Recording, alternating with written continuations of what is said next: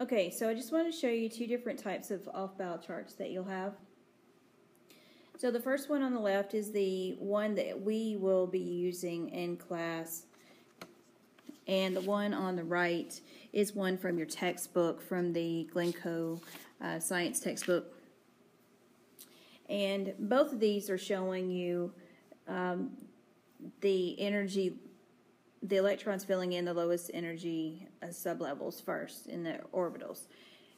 So with the one on the left, this is showing increasing energy as you go up, and it's also the electron filling series. So 2 electrons would have to go here first before you can move to the second energy level, sublevel S.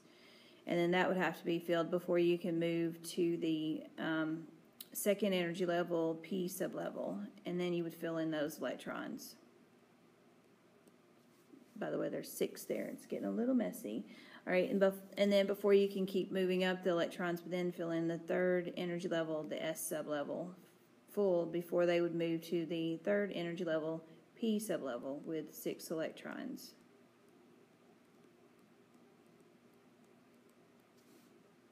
Okay, and then they would move to the fourth energy level, sublevel S, and then they go back to the third energy level, filling in 10 electrons if needed.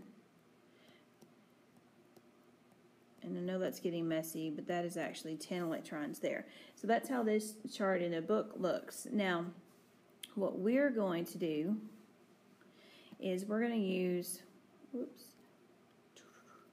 wrong direction again. We're going to use the off-bow chart. And on our off-bow chart, it's kind of like the yellow brick road. It's just like the other one, but it's going to show us the path. So if you'll take a yellow marker or coloring pencil, and what happens is we fill in the first energy level first, and then we go to the second 2s energy level, and then we go to the second energy level, P sublevel, and fill in 6 electrons there.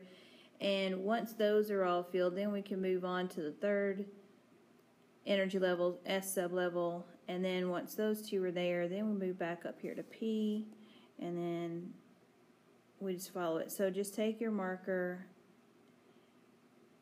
and notice how we're just following the line, the dotted and the solid line, and highlight those yellow on your card, because that's what we're going to be doing and use it. We're going to follow this yellow brick road.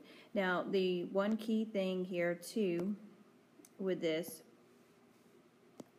is that you're always starting,